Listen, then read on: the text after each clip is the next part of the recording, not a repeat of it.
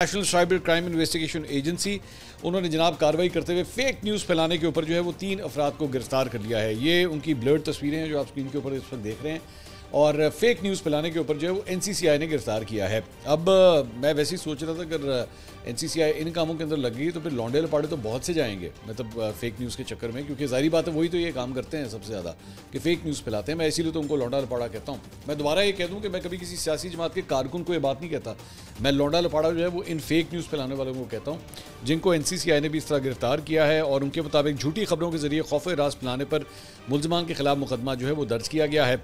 मज़कूरा कार्रवाई NCCI cyber crime reporting centre Rawalpindi ने की है और मुलजमान से मोबाइल फ़ोन जब्त कर लिए गए हैं। गिरफ्तार मुलजमान की शिनाख्त मोहम्मद सुफियान, राजिब अली और आलियान आसिफ के नाम से जो है वो हुई है।